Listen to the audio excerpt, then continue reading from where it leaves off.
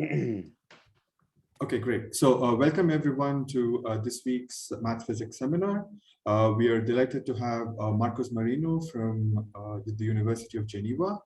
He will talk to us about resurgence and quantum topology. Take it away, Chris.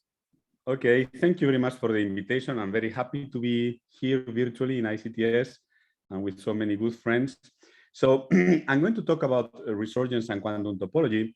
And this is a talk which it's really a math physics talk because the ideas of resurgence have been initiated in physics, in particular in the study of perturbation theory in physics.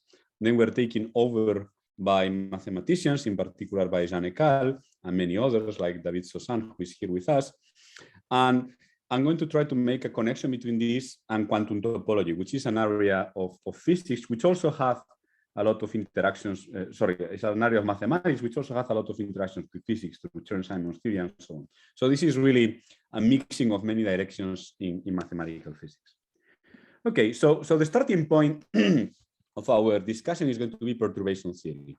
And as you probably all know, perturbation theory in a small parameter is one of the most useful approaches we have in physics in the absence of exact solutions. It's in a sense maybe one of the few universal analytic techniques to deal with problems that we cannot solve exactly. And this is something that we learn in high school, well, not in high school, maybe in undergraduate school, in graduate school, we teach our students. And maybe the most elementary example is the use of perturbation theory in quantum mechanics. So in quantum mechanics, we often have Hamiltonians, like this Hamiltonian here, in one dimension, which are not exactly solvable. So you have in this case, we have a harmonic oscillator, which is perturbed with a quartic perturbation. And this Hamiltonian is not exactly solvable. But what we can do is to think about this term, gx to the 4, as a small perturbation of the exactly solvable harmonic oscillator Hamiltonian. And then we can compute things in formal power series in this coupling constant G. So for example, the ground state energy of this Hamiltonian can be written as a power series in G. So the first term is the ground state energy of the harmonic oscillator, and then we will have corrections which form a series in G. Okay, so this is something that, as I said, we learn in undergraduate quantum mechanics, and is the basis of many of the results we have in physics. So in particular, in quantum field theory, we use this technique all the time. Now, the problem with this is that these series that you obtain are not really well-defined functions, and they have to be handled with care. And the kind of basic reason for this is that when you compute a lot of coefficients of this series, so you compute this, you write this series as an times g to the n, you quickly realize that these coefficients grow factorially. Now you have a series in which the coefficients grow factorially, the series has 0 radius of convergence.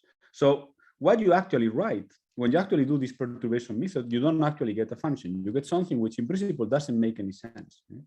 So you can make sense of it, but you need an additional chapter of your mathematical methods book. Okay. Now, people have tried to make sense of this and to develop various tricks to make sense of this divergent series.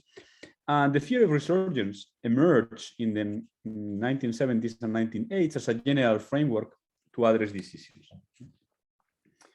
So, so it turns out one of the things that you learn when you really start looking at this perturbative series very carefully is the first thing that you realize is that it encodes a wealth of information about the full theory. And you know, in physics, very often we have to complete our perturbation calculations with some sort of additional non-perturbative corrections. But it turns out that many of the non-perturbative information in a theory is hidden secretly in these perturbative expansions. So perturbative series know about non-perturbative corrections, and this is the idea of resurgence. So the idea of resurgence, the name itself, resurgence, means that non-perturbative information resurges in the perturbative series. And this is something that has been discussed many times, and you know, it's part of the standard knowledge of perturbative series since the 1970s in the work of Bender and Wu. Now, today, what I want to emphasize is that in this case, this hidden structure, which I call resurging structure of perturbative series, involves an additional structure, which is what I want to call an integrality structure. So we will be able to extract integer numbers from perturbative series. And every time in physics you find integer numbers, you are counting something. Okay, and we actually will see that this integrality structure that appears by analyzing very carefully perturbation theory, it's actually counting BPS states in a dual theory. Okay, so there are two interesting examples of this situation. One is complex Chern-Simons theory, and the other is topological string theory. And I will mostly focus on the first example. I don't think I will have time to talk about topological string theory. This essentially everything I'm going to tell is based on work I did last 2 years with Stavros Garoufalidis, G. Gu, and Campbell Wheeler. Okay, so let me first introduce some formal definitions. Maybe this is, in a sense, the kind of the boring part of the talk.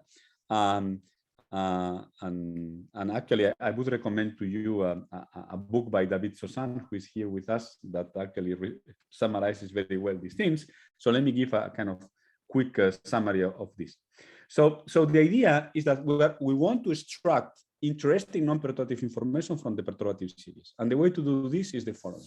So let's suppose that we have a formal power series, phi of z, which is a series an in the written as an times z to the n, where z now is my variable for the coupling constant. So z is morally a small variable, a small number, and an, I'm going to assume that an grows factorial. And this type of series in which the coefficients grow factorial is sometimes called Gevrey-1 series. Now, what we are going to need in this talk is one of the ingredients that is used in making sense of this divergent series. And this step is this ingredient is called the Borel transform. So the Borel transform is something which is deceptively simple, but it's very interesting, as you will see why. So the Borel transform works as follows: take this series in which the an grows factorially, and create a new series by dividing all the coefficients an by n factorial. So you see here that I'm introducing a new series with a new variable z to zeta.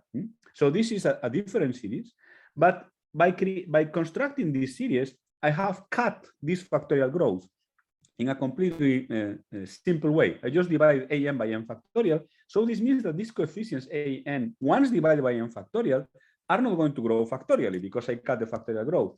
And typically, they are going to grow exponentially only with n. Now, if you have a series in which the coefficients grow exponentially with n, this means that the series will have a non-zero radius of convergence, and in particular, it's going to be analytic at the origin. Okay? So essentially, what you find is that this Borel transform has a domain of analyticity around the origin. And once you start moving away from the origin, you might find singularities in this Borel transform, and these singularities might be like poles or branch cuts or whatever.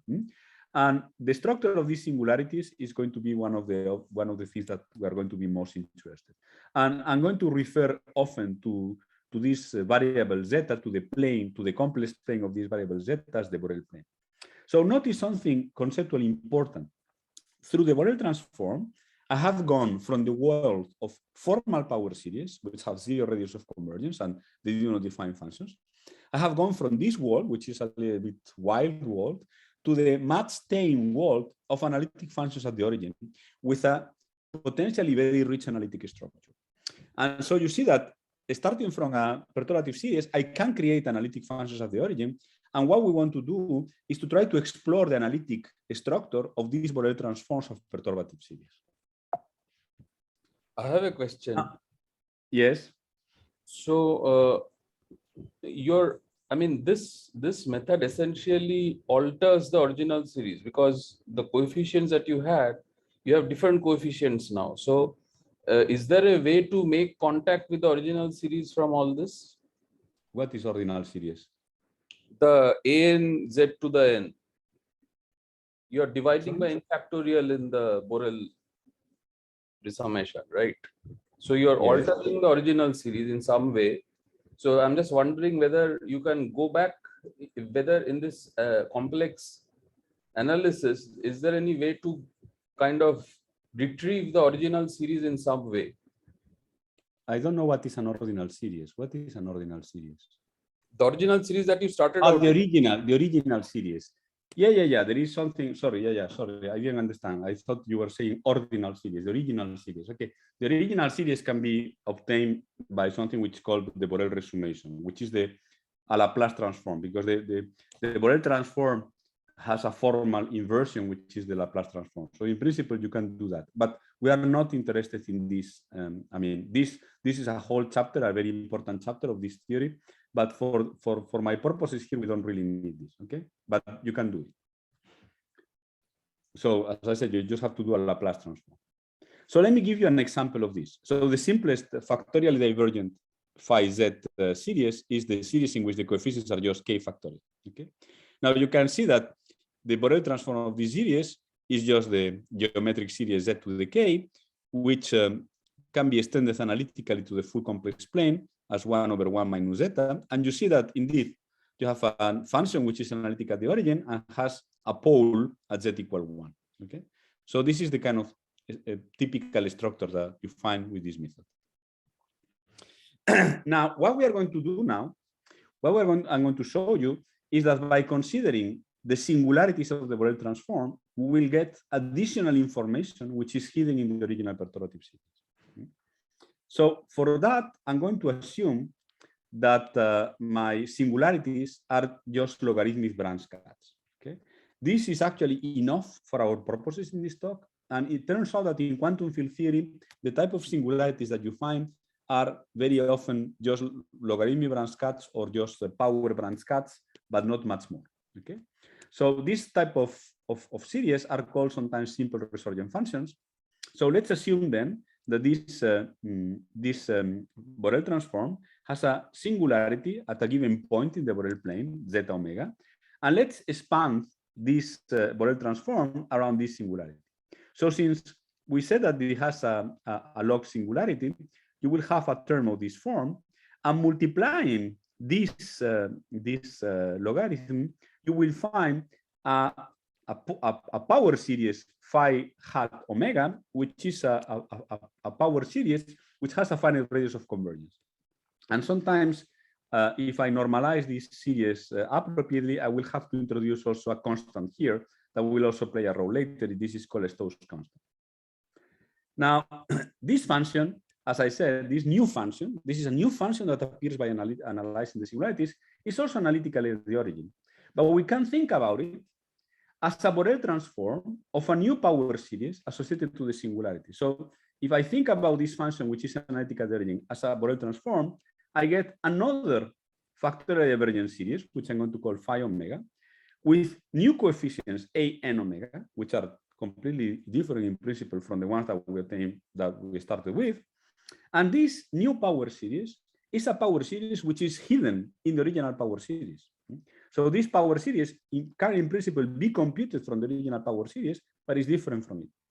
And this is actually how in Resurgence you extract new perturbative sectors, new sectors of the theory from the perturbative you started with. And as I said, this constant is called a Stokes constant, and its value depends on how you normalize this series, but it will play an important role later. Okay. Now, so what I'm telling you is that if you start with a perturbative series which diverges factorially, and you start looking at its singularities, you will get, under very general assumptions, you will get additional perturbative series. And then you can push this procedure and do it recursively. So you get new power series, and now you analyze the singularities of this new power series, and so on and so forth. And at some point, you end this procedure, you have enumerated all the power series that you have in your theory. You might have found in total an infinite number of power series, but you just label these series and you put them all together. And you find then a set of formal power series associated to the original one.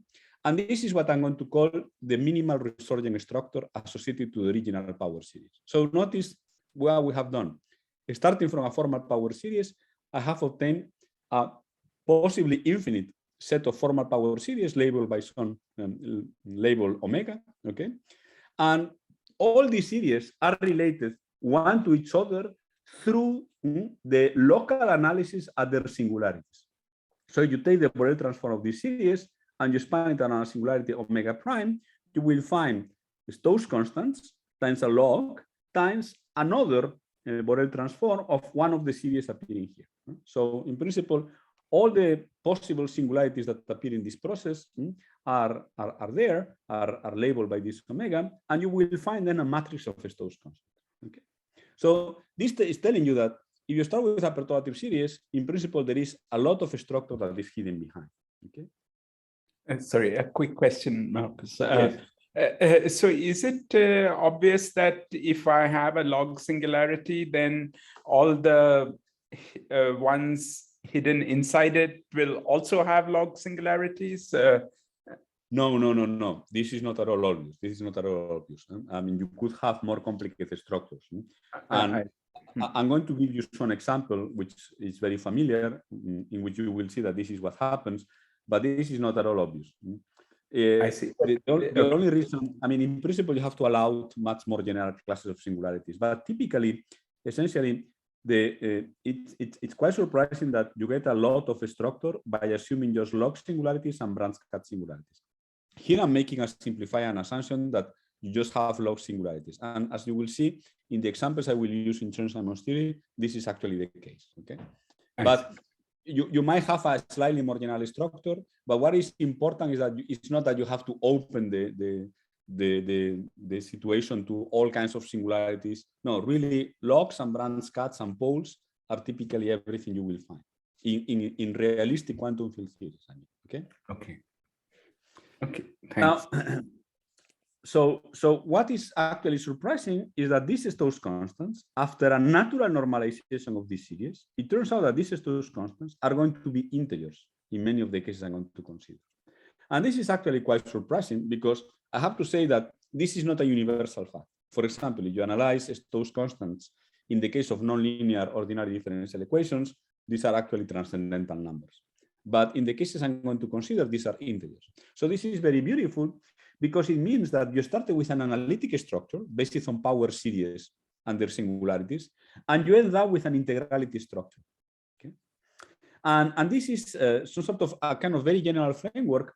And a particular case of this framework has been found in the case of Riemann-Hilbert problems and WKB problems. And it has been developed by people like Gayotto, Muraniski, and Tom Bridgeland recently. But what I'm telling you here, what they actually have is some sort of concrete realization of this more general picture. But as we will see, I will give you a different example of an integrality structure, which has nothing to do with the ones that was considered by these people here. Okay, so this is not something that happens all the time, but happens in many different cases. And when you have an integrality structure, you might ask what is going on. And this is what we're going to do here. Okay. Now, let me give you a very simple example of this, as I was telling to Rajesh. So let's consider a formal power series that you might have found in your work, which is the formal power series underlying the Airy function. The Airy function is a function that we study often with saddle point methods and so on, and you eventually find an asymptotic expansion of it. And the asymptotic expansion of the Airy function involves a formal power series, which has this shape here. So notice that we have here two gammas. So this goes like n factorial square divided by n factorial. So these coefficients grow like n factorial. Now, one nice property of this example is that you can still compute the Borel transform of this formal power series exactly. And it's very easy to see that you get a hypergeometric function in terms of the argument minus 3 zeta over 4. So what does this mean? Remember that we expect Borel transforms to have to be analytic at the origin, but have a finite radius of convergence at which you just find some singularity. And this is exactly the structure of the hypergeometric function. The hypergeometric function here will have a finite radius of convergence, and then eventually at z equal to minus 4/3, you will have a singularity. You will have a singularity, and this is a log singularity. Okay, so this power series is an example of what I called before a simple resurgent function. Now, once you have this hypergeometric function, it's very easy to expand it around the singularity. And what you will find is that by the procedure I explained before, you get another formal power series. this additional formal power series, I call it phi 2 of z. And in this case, it's actually quite easy. It's the original formal power series, but with an extra -1 to the n sign. Okay. Now you can now analyze the singularity structure of this formal power series, but then you will end up with the first one. So in this case, the Resurgence structure only has 2 formal power series. By using this normalization, you can see that the Stokes constants are just 1 up to an I factor. Okay, so Stokes constants are often so probably I was not consistent with the normalization. It depends on how you normalize this, but often these Stokes constants are imaginary depending on your normalization. I will normalize in such a way that they are I times an integral. Okay, so this is the case here. Okay, very good. So what is the difference between formal series phi 1 and phi 2? It is the same or not? I'm telling you that it has a -1 to the n sign. Ah, minus. Okay, thank you. Minus. Yes, yes. Thank you. Okay. So now this type of example in the ADA series is actually a particular case of a more general class of examples, which are formal power series that appear when you study saddle point approximations to one-dimensional integral. So you have a one-dimensional integral of this type with a function here divided by a small constant h bar. You typically find formal power series by expanding this integral around saddle points. Saddle points are points which are critical points of this function s of x. And by doing a Gaussian expansion around these points, you typically obtain Gevrey-1 series. So this type of integrals are a natural source of factorially divergent integrals. And in this case, for example, in this case, you can find situations like this. If your S function, for example, has here 2 critical points, you see that the minimum will give you a formal power series of this time. So you have an exponential times a formal power series in h bar, and maxima give you formal power series in h bar, and maybe with an I, because this is an unstable critical point. And one very interesting general feature of this is the following. If you look at the singularities of the Borel transform of the series phi I, which are obtained by this procedure, they turn out to be located at very precise location in the complex plane, which are the value of the action at xj, where j is another critical point, minus x evaluated at the original critical point. So this means that if you look at the Borel transform of the power series expansion around one given critical point, you will find the other critical points. So also the expansion around critical points is a local phenomenon. When you look to the Borel transform, you find the global structure of this function. Okay, and this is a very important example of resurgence. And if you look at the Borel plane, this means, for example, that in this example, the Borel transform of phi 1 is going to be located at x over x2 minus x of xs1, and the Borel transform of phi 2 is going to be s of s1 minus s of x2. So f1, through its singularities in the Borel transform, sees the other critical point, and also the second critical point sees the first one. And people actually believe that this type of results generalize to more general situations. Now, in quantum theory, very often our expansions are very similar to these ones, in which instead of having one-dimensional integrals, we have path integrals. So we actually expect that this sort of result will actually generalize to some quantum field theories, and that by looking at perturbative series obtained around some critical points, some special solution of the equations of motion, you might be able to find other sectors of the theory, other saddle points of the theory. Okay, and this was one of the original implications. This singularity are poles or branching points. In general, these are branch points. And here, in the case of area function, also. It's a log singularity, yeah, in the AD function. Log, okay. It's a log branch cut. It's a branch cut, yes. It's a log branch. Okay, thank you. Now, in general, if you have like a general one-dimensional integral, you will find branch cuts which might be like logs or power branch cuts. Okay, you might have 1/2 branch cuts and things like that. But in general, they are branch cuts, singularities. Thank you. And maybe you might also have one pole plus a branch cut, but this is essentially what you will find. Okay, so now Marcos, one kind of question. yes? I have a question. Yes, Don't yes. mind. So in the example you showed, there was one was a local minimum and the other one was a local maximum. Yes. Is there some connection there actually that suppose I give you two local minima, will there be this type of relationship? Yeah, in principle, in principle, all kind of the critical points, independently of being maxima or minima, will see each other. Okay. Now it might happen that a given saddle point doesn't see all of them. Okay. It might actually see only a subset of them. Okay. And this you can actually in this kind of one-dimensional examples, you can actually see if it happens or not. But the fact that they are minima or maxima is not crucial. What is important is they are just critical points. So unstable critical points play the same role as stable critical points in that sense. Okay. I see. Okay. You mentioned about, sorry, can I ask one more question? You mentioned about quantum field theory, but if I don't go that far, but talk about, let's say, n-dimensional system where n is like some finite number, once again, this type of structure arises? Yes. In principle, this can be generalized to general n-dimensional integrals. I see. So it's I mean, it's a kind of general formal property of this saddle point approximation.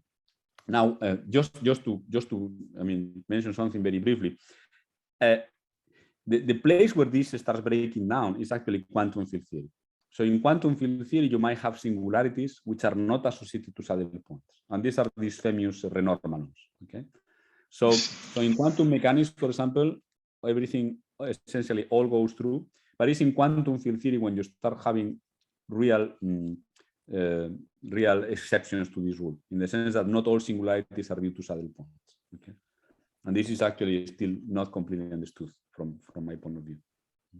But I'm going to kind of go to kind of simpler examples now. Okay. Thank you. So now you could now think, if this program can be actually done in quantum field theory, and if you want to do this, then you better start with kind of simple quantum field theories, and the simplest quantum field theories that you can think about are topological field theories. Now, topological field theories they don't have always a non-trivial perturbative expansion, but there is a very beautiful example where you have highly non-trivial perturbative series, and this is complex Chern-Simons theory. So complex Chern-Simons theory on a three-manifold M is a theory, is a gauge theory for a connection with gauge group G on a three-manifold, and its axiom is of this form. It's a purely topological axiom, and you at the classical level, and after quantization, up to some mild anomalies, which are called framing anomalies, you can actually see that this defines topological invariance. And in particular, a very important topological invariant of Chern-Simons theory is the partition function, which is defined formally by a path integral. And now here I have a coupling constant tau, and in standard Chern-Simons theory, tau is the inverse of an integer number. But since I'm going to be working in complex Chern-Simons theory, this tau might be a complex parameter. Now, one important aspect of this is that the Chern-Simons axiom is multivalued and only defined up to an integer multiple of 2 pi, and this will play a role later, because as we will see, multivalued actions in the logic of this saddle point, remember that the location of singularities is related to the value of the action. So the fact that the actions in Chern-Simons theory are only well defined up to 2 pi is going to introduce an additional singularities in our study. Now, one very interesting fact of Chern-Simons theory, now you could now try to analyze this path integral using saddle point approximations, and then when you do that, you find that the critical points, which are just the solutions of the classical equations of motion, are flat connections on the three-manifold M. Now, in this talk, I'm going to focus on the case in which G is the simplest complex gauge group, SL2Z. And this theory has been much studied in the last years. Well, it was already studied by Witten when he formulated his Chern-Simons theory. Kashaev, Garufalidis, Sergei Gubkov has made many important contributions to this topic, and so on. So it has been studied in much detail. And one very important... Sorry, and why action is multivalued? Formally, it seems correctly defined by this previous formula. Sorry? Yes, previous formula. Okay, why it is multivalued? Why were these multivalued? Because if you take a gauge transformation which is not contractible to unity, you take what is called a large gauge transformation. This functional is not gauge invariant. Okay? But you have to take these transformations which are not connected to the identity. Okay. So this is actually related to Yang-Mills instances, because this is essentially the integral of the density of Yang-Mills theory, right? So this is related to that. Okay, now what is very interesting is that we expect topological field theories to be very simple, and in particular, what can be shown is that what is, I would say, more generally expected is that this partition function of Chern-Simons theory can actually be reduced to a finite dimensional integral, which is called a state integral. So this is known to how to do it in a very important case, which is when the 3-manifold M is the complement of a hyperbolic knot inside a 3-sphere. Okay, so this is a manifold with boundary, and actually this partition function might depend on an holonomy around the boundary. In this talk, I'm going to assume that this holonomy is trivial, so this is just a function of tau. But one can do analysis in the marginal case. But what is really important is that you can actually argue that this partition function essentially localizes to a finite dimensional state integral. Now this is an integral of a function W of variable x, so multivariable x. Depending on the knot, this integral might be 1, 2, or 3-dimensional. And the integrand here involves a highly non-trivial function, which is called Faddeyr's quantum Dyer logarithm. I'm not going to enter into the technical details of this, but what is important is that this partition function can be really written down. Okay, in the case that M is the complement of hyperbolic knot. So now, if you can reduce this path integral to an ordinary integral, what you expect is that the saddle points of these ordinary integrals will correspond to the saddle points of path integrals. And indeed, the saddle points of the state integrals correspond to complex connections, complex flat connections on this 3-manifold M. Now, the nice thing about having a finite dimensional integral is that you can actually do calculations with it. It's not a path integral, it's a conventional integral. So you can, in particular, expand this integral around these saddle points. And these saddle points, these saddle points correspond to the saddle points of complex Chern-Simons. So the expansions you will obtain are actually the expansions of complex Chern-Simons theory around a flat connection. Now, so what kind of a structure will have these expansions? Well, you will have an exponent, which is the exponent of the classical action evaluated at the complex flat connection divided by tau. And so this is the action, which is complex, evaluated at the flat connection sigma. And this will be multiplying a formal power series, which depends on your choice of saddle point, sigma. And this is a factorial divergence series. And let me just point out that when you look at the complement of a hyperbolic knot, and you look at the saddle points of Chern-Simons theory on this complement, you always find two very special connections. One connection is called the geometric connection G. And this is a gauge connection, but it's the gauge connection that corresponds to the complete hyperbolic metric on the complement of the hyperbolic knot. And this is because, for those of you who are familiar with this is because complex Chern-Simons is essentially equivalent to 3D gravity. And then, the complex connection, that this geometric complex connection corresponds to a solution of Einstein gravity on this hyperbolic manifold, which is the complement of hyperbolic knot. Okay, so there is always this special connection G, which is called the geometric connection. So this is a saddle point of complex Chern-Simons theory, which has metric content, has a meaning in terms of Riemannian geometry on this manifold. And then there is also the conjugate of this connection, which I'm going to call C. And very importantly, the real part of the complex Chern-Simons action evaluated on this geometric or conjugate connection is up to assign the hyperbolic volume of this hyperbolic manifold, which is the complement of the hyperbolic manifold. Okay, so there are connections here with invariants of the knots, which are metric in character, which are dependent on a Riemannian metric. Okay. So sorry, what is the gauge group of this theory? I told you before. This is SL2C. Okay. Okay, thank you. So this is the connection between complex Chern-Simons theory and hyperbolic Riemannian geometry. Okay.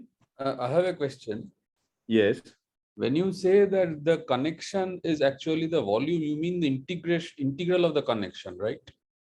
Yeah. What I mean is that you integral, Chern-Simons theory, essentially, it's complex Chern-Simons theory is equivalent to Riemann-Hilbert action with a negative cosmological constant for these manifolds. And then when you integrate, you will get something which is proportional to the volume of the three manifolds. And this is precisely why this complex Chern-Simons action evaluated at the saddle point gives you just the volume of this hyperbolic manifold. I have a related question. Yes. The connection would in general correspond to the, I suppose, the Riemann curvature in some sense, right? When yes. But if you integrate over the Riemann curvature, do you get the volume? Because usually you just integrate over the root G. Yes, but you see, because of Einstein's equation in the vacuum, the curvature is proportional to the metric to 1, right? So at the end you just get multiples of the volume, you see, because these connections satisfy the equations of motion, and the equations of motion tells you that these are just constant curvature manifolds, right? And then at the end you just get multiples of the volume. Okay. Sorry, but if you multiply this metric to any constant, you again obtain hyperbolic metric. So sorry, how to choose? Multiply the metric to some number, to 2, for example. Yes. Well, you obtain another metric with another volume.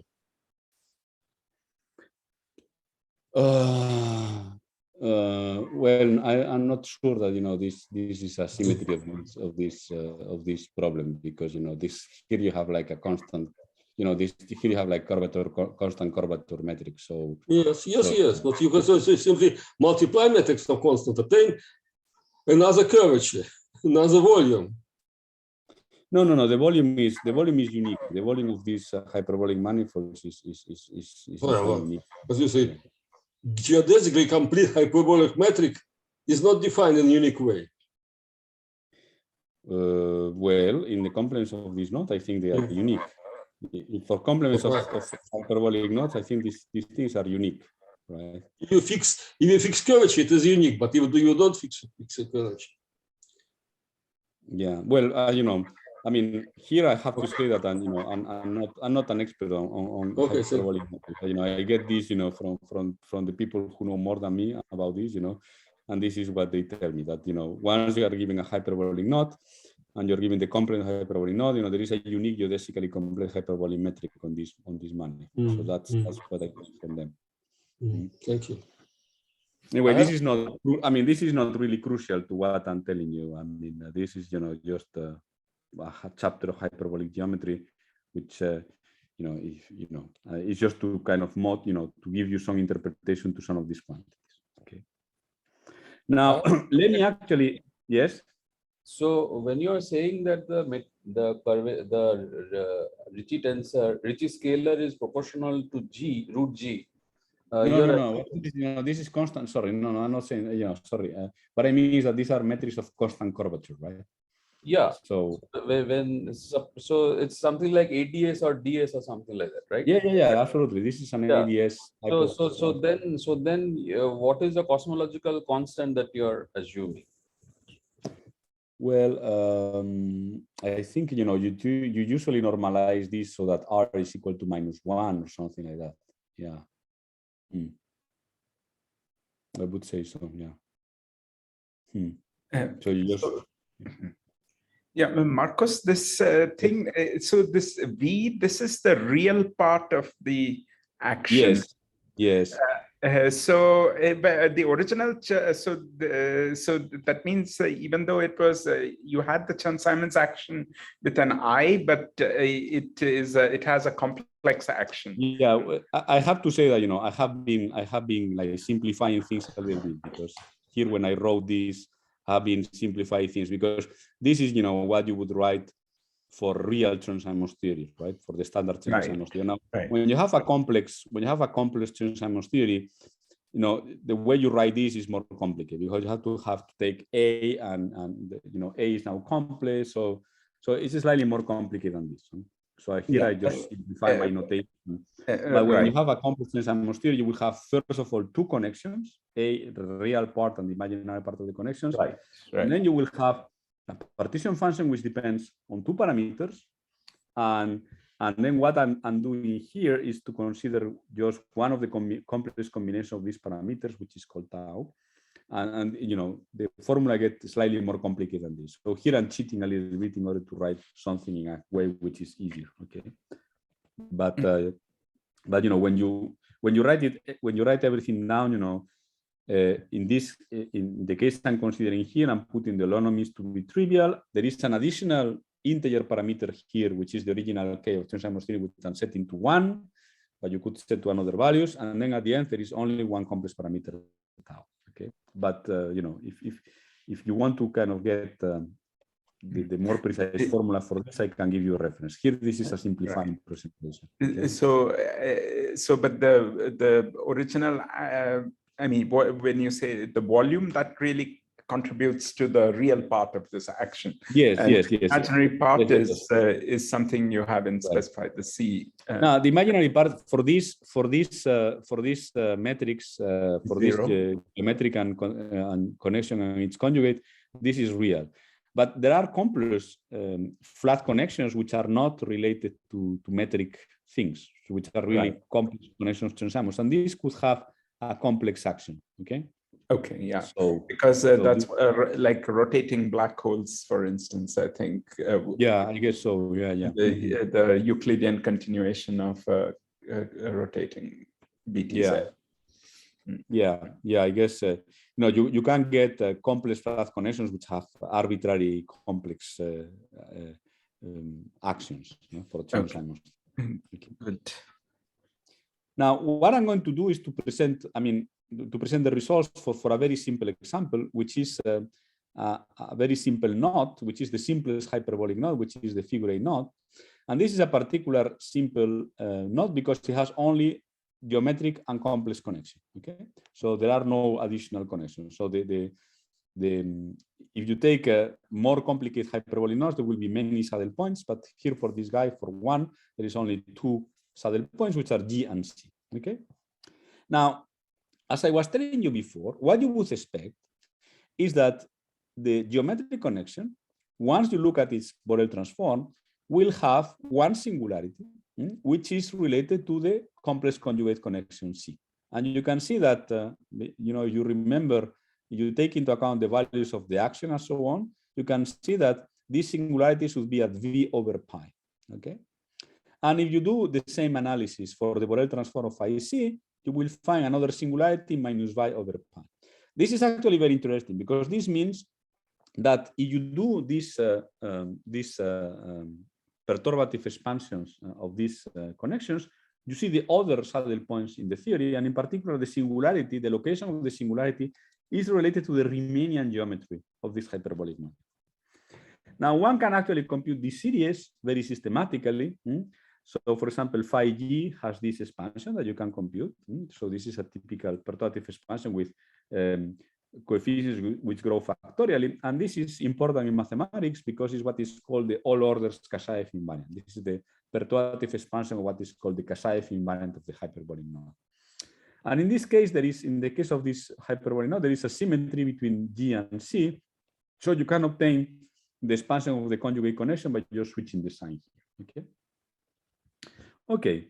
So, as I said, in principle, you can, if this was a one-dimensional, I have to say here that the state integral here is one-dimensional. If this was a conventional one-dimensional theory, you would just find, these singularities. So the singularity of phi g would be just this one, and the singularity of phi c would be just this one.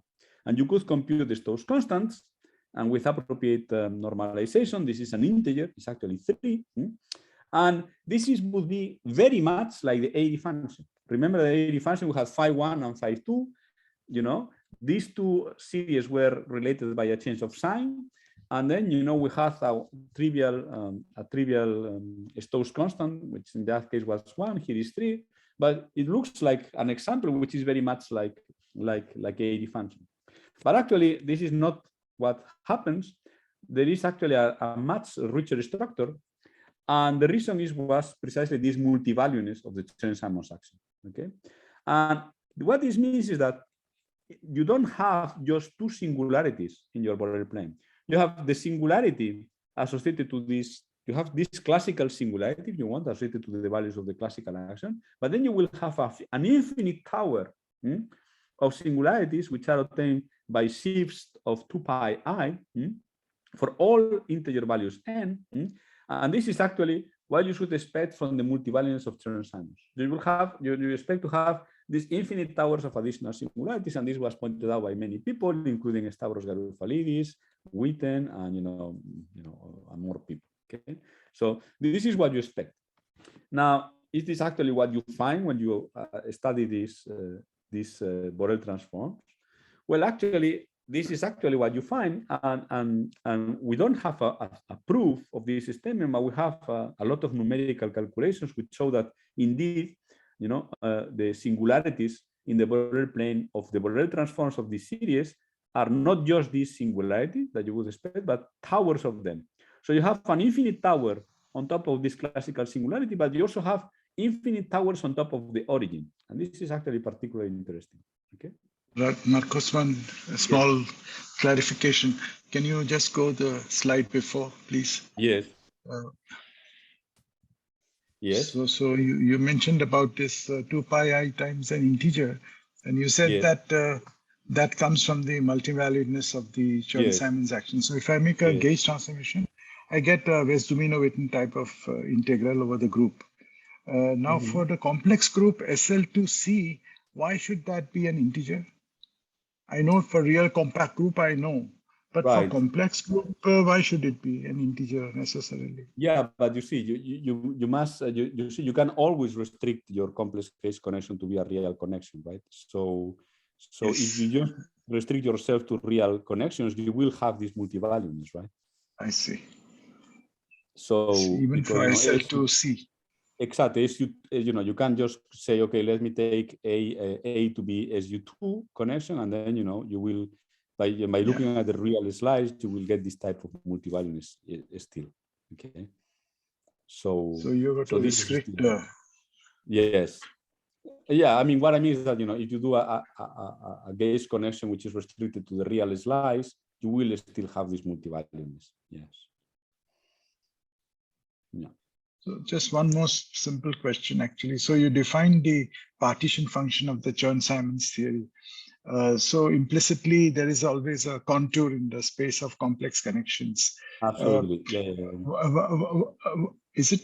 I mean, so we have to do all this so that the partition function is real, I suppose, right? No. The partition function is in general, is complex in general. Function is complex in general because it depends on a complex parameter. But fortunately, because of this state integral, you see, remember that you can reduce this to this state integral. This state integral has a very precise choice of contour, which was actually done by two mathematicians, Andersen and Kashaev. You know, the physicists have actually written state integrals, but without specifying the contour precisely. And then they actually did a very precise choice of contour, which guarantees that this integral is convergent. So here I'm using this Andersen-Kashaev definition of these state integrals, which makes them completely convergent. Okay. So that's this is not important for the calculating the asymptotic expansion. The asymptotic expansion, you don't really have to be specific about the contour because this is done by Gaussian approximations. But these are actual functions of tau. For tau in essentially all of the complex plane minus the negative axis. So this actually is a non-perturbative definition of this partition function. Thank you. Marcus, can't one interpret these additional singularities also as some kind of saddle points, which, I mean, these large gauge transformations are generating in some sense new solutions. Maybe Yes. they're a little bit like some conical defects or something like that kind of solution where you kind of are increasing the holonomy by some multiples of 2 pi. You have these, I know in anti-de Sitter space, you can define these sort of conical defect solutions, which essentially are locally flat, but they have like quantized holonomies, which effectively mean that the deficit angle, instead of being 0, becomes 2 pi, 4 pi, 6 pi, etc. I see. Well, I mean, then it might be related. I mean, here I'm fixing the holonomy. The holonomy is fixed to be trivial. I'm not sure if you can interpret this shift as turning on the holonomy. This is the holonomy on the, you're talking of the holonomy along the knot. Along the knot, yes. No, I was talking about, well, okay, it's a slightly different anti-de Sitter, yeah. So there are, okay, I think there was, I was thinking of anti-de Sitter space, hyperbolic space, which in kind of Lorentzian signature where, yeah.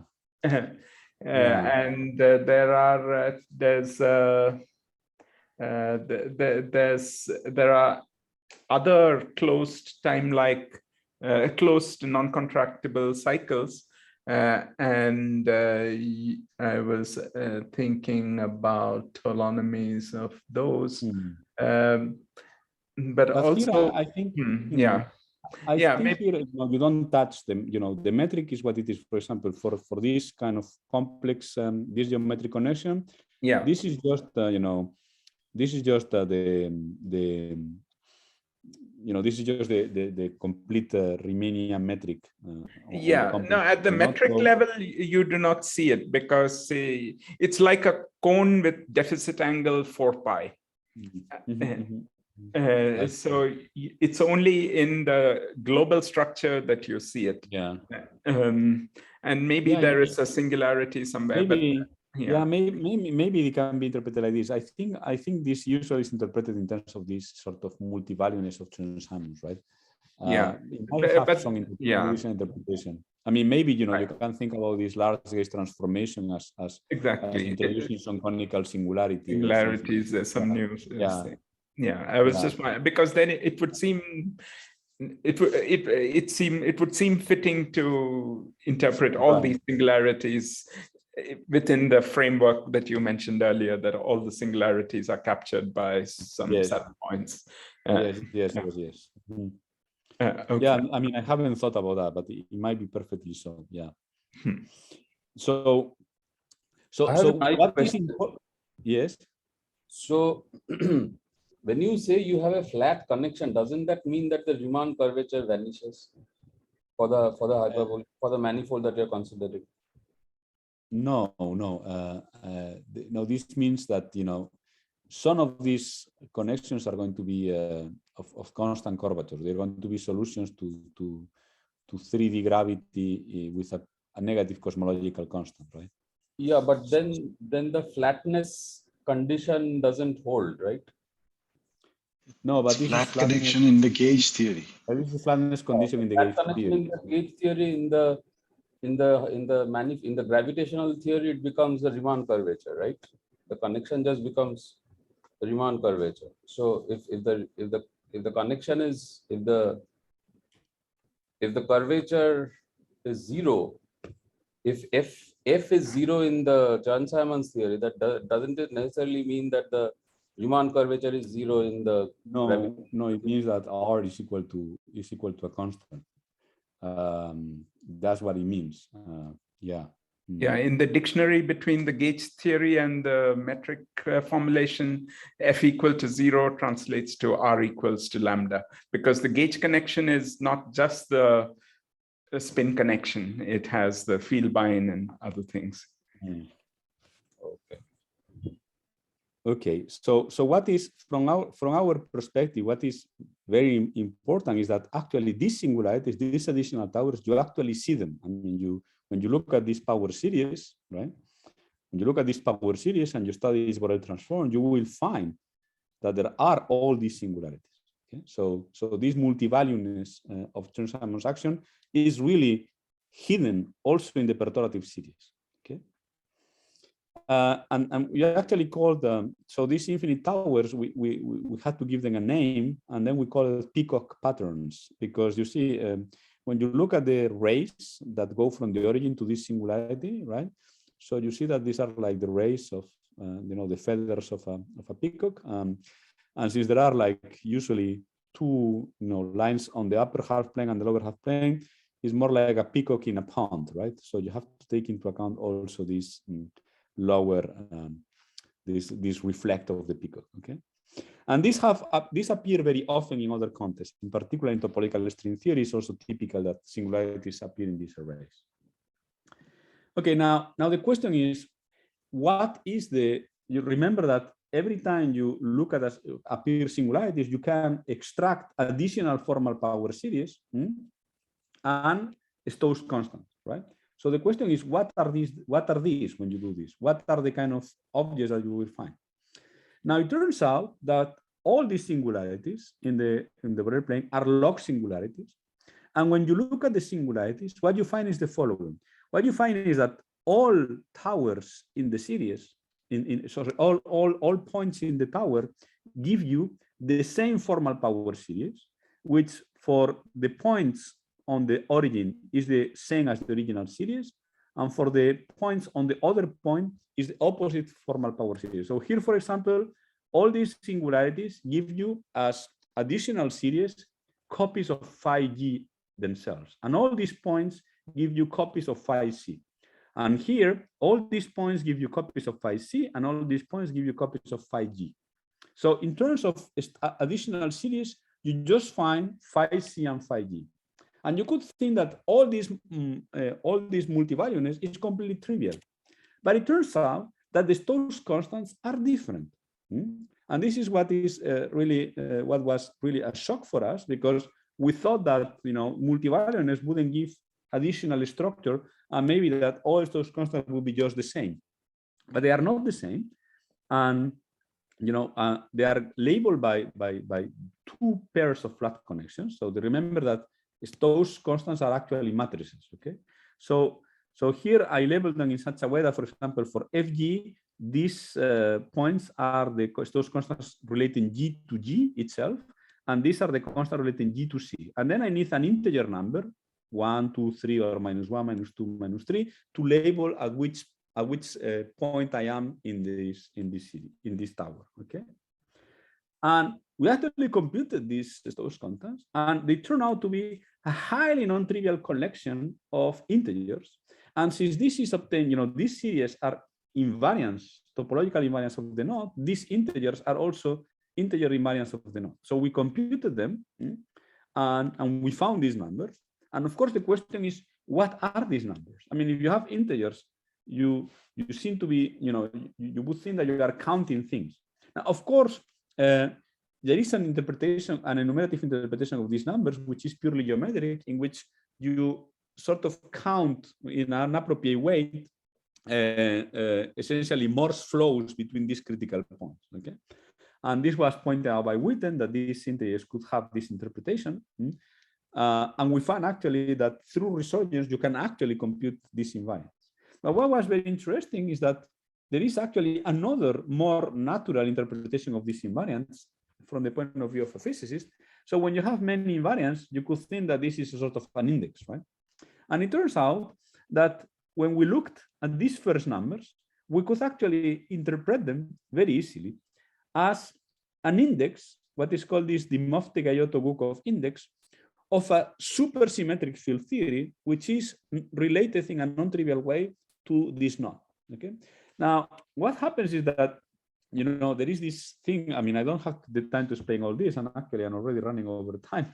But there is this fact that there is this 3D correspondence, which tells you that given complex Chern-Simons theory on a manifold M, you can associate to this theory a three-dimensional superconformal field theory, so a theory with supersymmetry. And in this theory with supersymmetry, it makes sense to compute indices.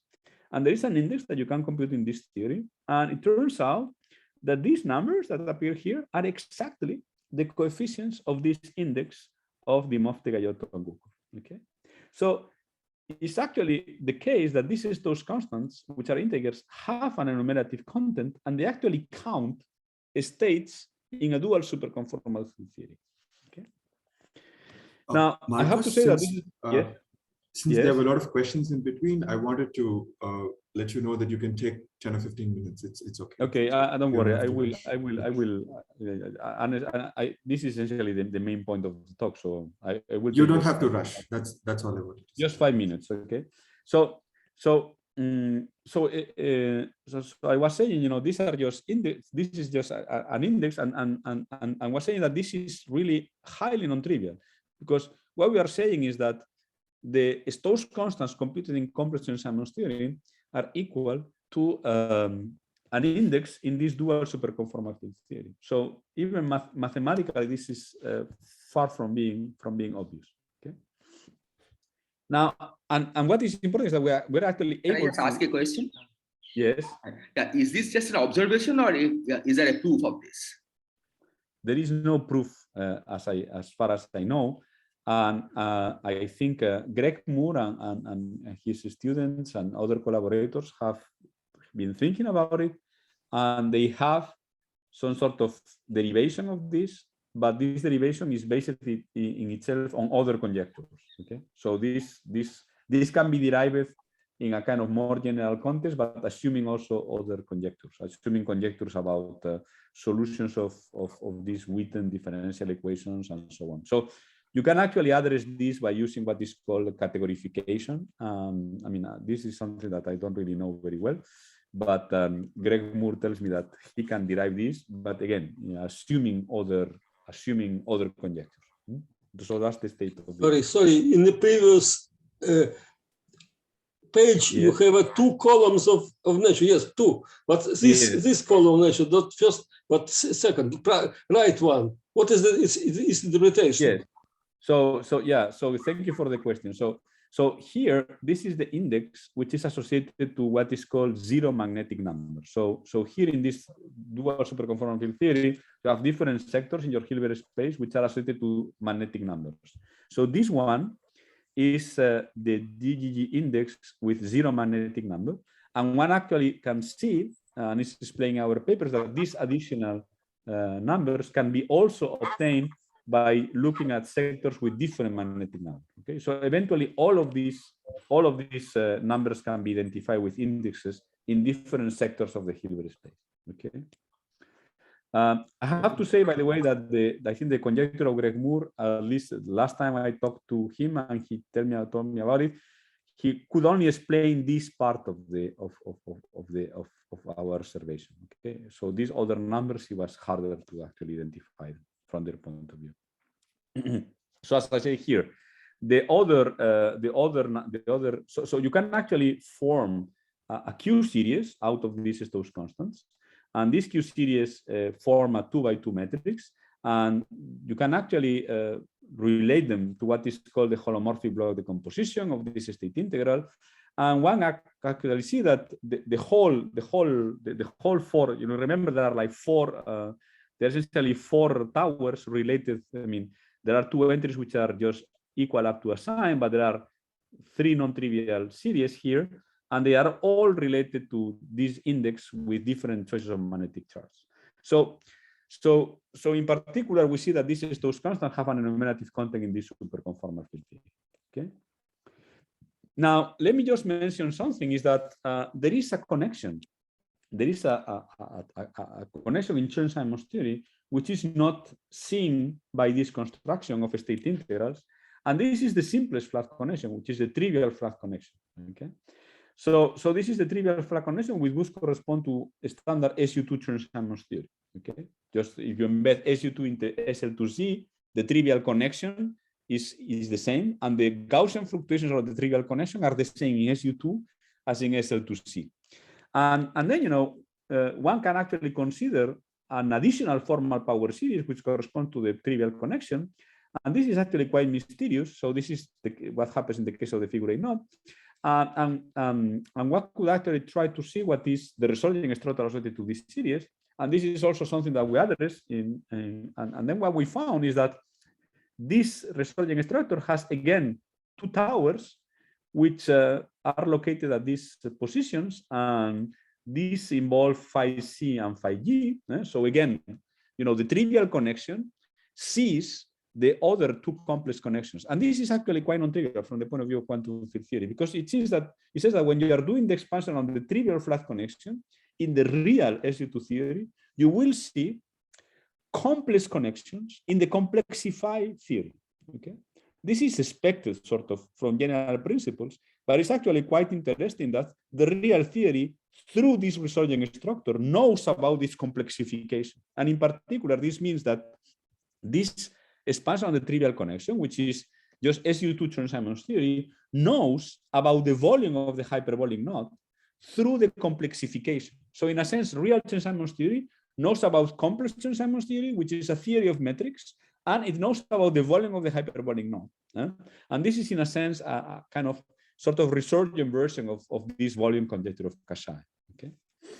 Now, you can actually try now to compute these Stokes constants, and we did it. We actually compute this Stokes constant. Notice that the trivial connection doesn't talk to itself, so there is an entry in this matrix which is trivial, and then we have additional Stokes constants which give additional power series, Q series with integer coefficients, and these actually are not related to the DGE index. There are two new entries here which are not related to the so when you put all the three connections together, so this matrix here, these four entries here, this submatrix here is the one that I was considering before. So this is related to the DGG index, but the top two entries are actually additional Q series which do not have an interpretation as an index, but have an interpretation and in terms of this new Q invariant of knot, which was introduced a couple of years ago by Bukov and Manolescu.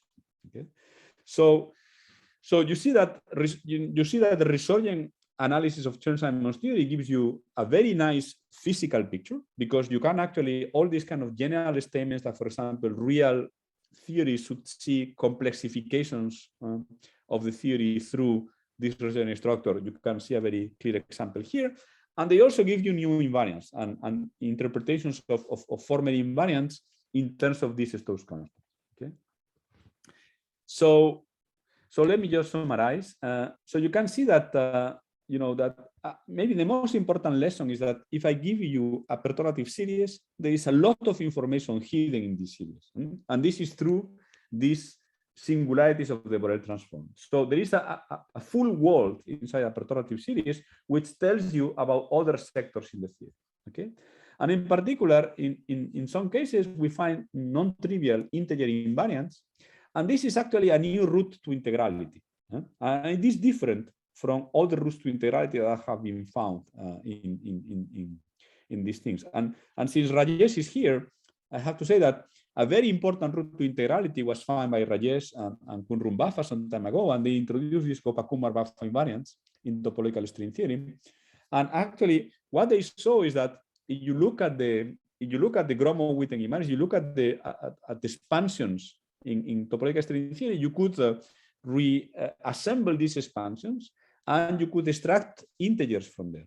So this, what I'm proposing here is very different, because these Stokes constants are not obtained by rearranging the perturbative series. The perturbative series has in general irrational coefficients, and the way you get the integer numbers is by going to this Borel plane. So it's much more complicated than what Rajesh did. And by this, I say that probably is less useful, because what Rajesh did was incredibly powerful, because you could take a perturbative series and extract integer invariants by using just a simple algorithm. Here, the way to extract integer invariants involves a relatively complicated algorithm. And in a sense, these integer invariants that we introduce here are really very non-perturbative. They really tell you about the behavior of the perturbative series a very large number of loops. And this is what these invariants are very hard. Now, this another thing I like about these results is that this is really, at least our conjecture gives the complete resurgence structure for complex Chern-Simons theory in the case of complements of hyperbolic knots. I just focus on these figure 8 knots, but you can do these calculations for more general knots. And in principle, we have like complete results for this resurgence structure. So this is one of the few quantum field theories in which you can really push this program of resurgence to the very end, and you see all these features that saddle points know about other saddle points, and even saddle points of the real theory know about saddle points of the complexified theory. And eventually, we find also an interpretation of these integer invariants as BPS counting in a dual three-dimensional theory, which I think is very nice. And I have to say that similar structures appear also in topological string theory. And as I said, this is a different route to integrality from what Rajesh and Kunrum Baffa found some years ago. Okay, so I think I'm going to finish here. Thank you very much for your attention. Thank you, Marcos. So let's all first thank the speaker for a wonderful talk. So we can now have a few questions. Marcos, I think there was a question in the chat. Yes, so yes, maybe... I just seen I don't know. I don't know really. The thing is that integrality of the Stokes constants is not universal. I mean, there are many cases in which Stokes constants are not integral. So I don't know how I would define a U1 bundle over the Borel plane, and I don't really know how I would do this. I think the best, I mean, there are two ways of understanding this integrality. One is by thinking about this as counting Morse flows between critical points, which was the original interpretation that Witten proposed some time ago. And then there is this BPS dual interpretation. But but I don't think none of these are actually related to bundles on the Borel plane. But it might be the case. I don't really know. Marcos, can I ask a question? Yeah, sure. Can you please explain a little bit more about this Morse flows, counting of Morse flows that you said? I'd be interested. Yes. So the general idea is that when you think about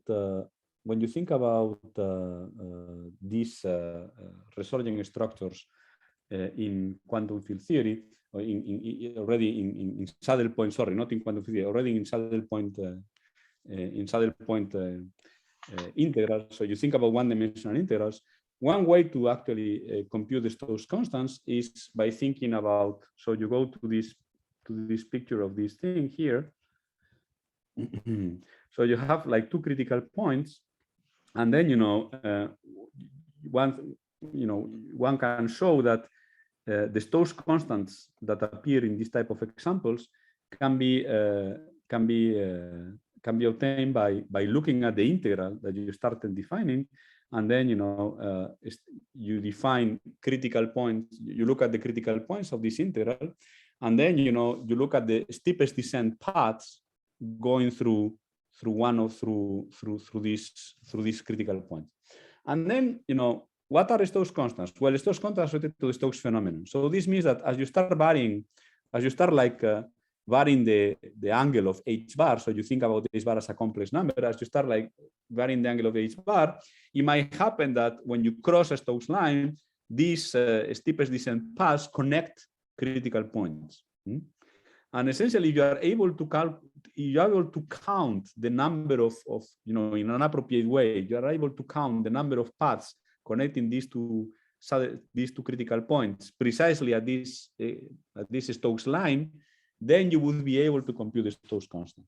So, for example, in the case of this 80 function that I was showing you here, the fact that this is 1 can be interpreted very easily by doing this calculation by doing such a calculation. You would see that as you cross, as you go through a Stokes line, there is going to be the steep descending paths connect the two critical points, and there is just one path, and this explains this Stokes constant. Now, in the case of Chern-Simons theory, this is much more complicated, because you don't really have here. You see here usually you have like an analytic function. In the case of complex Chern-Simons theory, either you work in the quantum field theory itself, in the space of infinite, the space of paths in quantum field theory, or you work in this state integral. But in the state integral, the function that appears there is very complicated. It's this quantum dilogarithm of Faddeev, and then there are like many subtleties in doing this counting. So doing this counting directly by counting paths, I don't know anybody who has been able to do it for this example of Chern-Simons theory. That's why, resurgence and using these Borel transform techniques gives you a way to address this problem computationally. Okay. Thank you. I have a question. Yes. So has the program of resurgence been applied to any kind of naturally occurring phenomena? For instance, has it been applied to, say, the QED series for, say, the anomalous magnetic moment and anything derived from it? Yeah. So you see, the program Resurgence was actually started in the 70s, 80s, and there were many results in quantum field theory, in the sense that people try to, many kind of clever people worked on this when this was still not called Resurgence. So, for example, Parisi and Toft had general conjectures about the location of singularities in the Borel plane in general quantum field theory. So here I was telling you about, the structure of singularities here, right? So this is, you don't know very well what are the singularities, but Parisi and Toft were making some general conjectures about the location of singularities in different quantum field theories, in particular in asymptotically free theories and so on. So these were conjectures that were based on very often on large chain arguments and so on. But in quantum field theory, it's very hard to make progress because you don't have a good control of the perturbative series, right? I mean, you usually don't have perturbative series up to very large order. And in order to locate these singularities in the complex plane correctly, if you want to do it by direct calculation, you have to have long perturbative series to many, many loops. And this is something that you don't usually have in quantum field theory. Okay. So yes, there were some ideas of how to do things there, and in quantum field theory in general, this becomes very complicated. Now, I mean, I have been working on this recently, and I have been obtaining various results on kind of more, realistic quantum field theories. But the picture in, say, asymptotically free theories is much more complicated than what I told you here. I was just wondering whether one can apply something like Padé approximants and things of that kind in order to deal with series for which you don't have the entire series or even a long series of terms. Yeah, that's another thing. The question is, how much can you learn from a series with a small number of terms? But I have to say that, yeah, people try to do Padé approximants and so on. But I have to say that a small number of terms are so very often not enough to understand very well the location of singularities, for example. So you can easily make mistakes if you have, say, 5 or 6 terms in your perturbative series, which is easily the case for QCD. You cannot say much about this location of singularities. Now, of course, you can try to do your best with that information and do all kinds of numerical tricks, but the kind of number of terms that you have in usual quantum field theories, in realistic quantum field theories, is not enough to understand the location of singularities. You need to have additional arguments. So as I said, Toff and Parisi made general arguments about the location of these singularities, but last year we found that these arguments of Toff and Parisi are actually we found counterexamples to their arguments. So general arguments that were put forward were not conclusive. And right now, I don't think there is a kind of a general theory of singularities of Borel transform in general quantum field theories. We have some kind of examples which we understand better than others, but we don't have really. I mean, now we know that the conjectures by Toff and Parisi are not right, are not completely correct. So there is still not clear what is the more general situation. So as I said, there has been a lot of progress, but in general quantum field theories, there is still a lot to understand. I have two. Marcos, Sorry. Oh, yeah, Rukmini, go ahead. No. Ashin, you go ahead. Okay, so yeah, my question is about this analogy with 3D gravity. So if I had SL2C Chern-Simons on H3, the Euclidean version of ADS3, and if I write the perturbation series for it, is the singularity structure on the Borel plane known for that? And are they somehow related to BTC black holes and so on?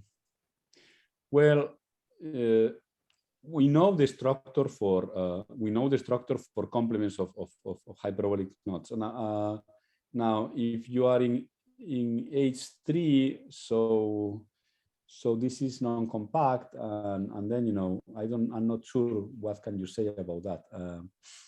Right now, we only know this structure in detail where you have like complements of hyperbolic knots. We haven't thought too much about this situation in more general cases, like. I mean, the reason I ask is one thing that people sometimes say is like thinking about 3D gravity using just purely Chern-Simons. The thing that it usually misses is the BTC black holes or something, at least naively if you do perturbation theory. But I'm curious if doing it more carefully using resurgence and so on allows you to learn. I haven't thought very much about this kind of more physical situation. It's clear that you miss, for example, one thing that's important, it's important that you can miss things. And there is something that you can see in what I explained. So for example, already here, you can see that if you just look at the geometric and the complex connection, you will never see in the resurging structure the trivial connection. So that's actually quite important. It means that if you are doing gravity and you are expanding around this gravity thing, what you actually miss is the trivial flat connection. So resurgence tells you about, the resurging structure is non-trivial. It's what I was telling you at the very beginning. Some critical points, a critical point typically will see other critical points, but not necessarily all of them, you see? And this is important, I would say. So you don't always see all the critical points. Now, in contrast, the trivial flat connection sees the other connections, sees both the geometric and the complex conjugate. But you see, but not the other way around. So it's true that some perturbative series see some connections and miss others. But the analysis one has to do with case by case, in a sense. I mean, there might be I think there are general reasons why the geometric and the complex connection don't see the trivial connection, but usually one has to work in a case-by-case basis. But I think it would be very interesting to understand, for example, in which sense, for example, these fairy tale expansions that appear in 3D gravity, in which you see all of these, thermal sectors associated to BTC black holes, how this could be understood, from the theory of resurgence. I mean, I think this should be very interesting, and it would be along the lines of what you're saying. Thank you. Thank you. I have a couple of very naive questions. Can I ask? Yes, please, of course. So in the very first example, the simplest type of example you took, x squared plus p squared plus g times x to the 4. The first example you took. Yeah. So in that case, what do the Stokes invariants? What do they mean? And also, is it related to tunneling probabilities by any chance? So which example you were saying? The very first example you chose of the x to the power 4 perturbation. I see. Yeah. Okay. So in quantum mechanics, you mean? Yeah. In quantum mechanics. Yes. What does the Stokes invariant mean in this case? And is it related to tunneling probability from one saddle? Absolutely. So here what happens is the following. If you look at the resurgence structure of this series, what you will find is a singularity on the negative real axis of the Borel plane.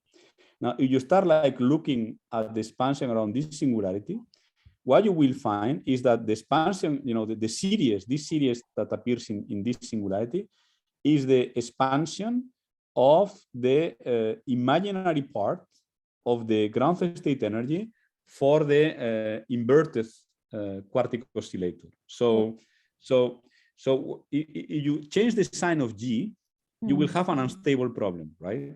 Yes. In this unstable problem, the ground state energy will have an imaginary part which will be exponentially small, and it will have additional corrections in G, right? So you will have some sort of non-perturbative imaginary part in the ground state energy.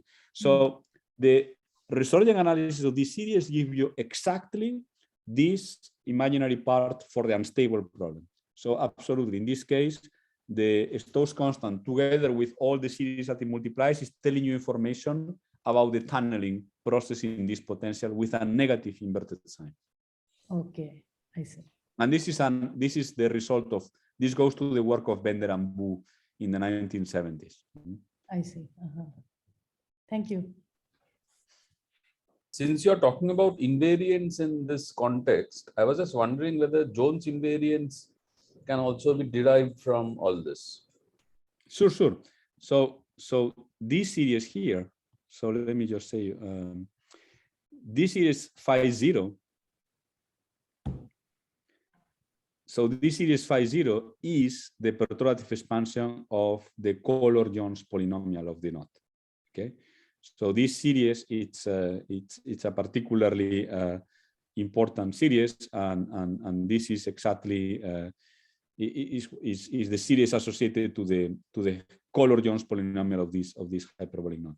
So this series can be derived from the theory from the Jones polynomial, and the fact that the resurgent structure of the series sees the volume of the hyperbolic knot is related to this conjecture by Kashaev on the color-Jones polynomial. Is what I call the resurgent version of Kashaev conjecture. It's telling you that the color-Jones polynomial of a knot knows about this hyperbolic volume. So the original conjecture of Kashaev phrases this in a different way, but it's conceptually is very close, similar. Yeah. So this is really can be obtained from the Jones polynomial of this knot. Okay. I have a question on the mathematical side. You said resurgence is conjectural in what you have presented. You mean in the hyperbolic knots? For whole, you don't have an. Have you examples in which you can prove it mathematically, or is it always based on kind of numerical simulations? Yeah, no. I mean, in this case, I think resurgence of phi 0 of this series that I have here, there is no proof, but I think it might be feasible. Okay. Now, for the other examples, I don't think there are proofs of resurgence. I have not tried, but my collaborator Garoufalidis, who is a mathematician, tells me that this is not so easy to prove resurgence in these cases. So could we think of inserting an extra variable and get a kind of Q-linear, Q-difference equation and absolutely. Yeah. WKB method? Yeah. No, definitely. Definitely. I mean, actually, as I said, I fixed this holonomy around the knot. I fixed this holonomy to be constant, to be 0, okay, essentially, to be trivial. But if you add an holonomy, then you will have an additional variable in the game, but this allows you to write WKB equations. And actually, this is this famous AG conjecture. So all these series, once you introduce this holonomy, all these series, phi G and phi C, can be derived as formal solutions of a WKB, of a finite difference equation. And there, which conjecture? What is the name of the conjecture? There is this thing called AG conjecture, well, which is actually, I mean, for the 4-1 knot, I think is probably a theorem. So what actually, I mean, I call it conjecture, but in this particular case, it's a theorem. So you take this state integral. This state integral, when you add a holonomy, this state integral satisfies a linear Q-difference equation, which is called the AG equation, or the quantum A polynomial equation. And then this means that these series, phi G and phi G of tau and phi C of tau, are two different WKB solutions of this linear Q-difference equation. So this is a way in which you might find, proofs of these statements by using, the general theory of resurgence, or maybe parametric resurgence, or co-equational resurgence applied to this WKB equation. Absolutely. Thank you. But we haven't tried to do this.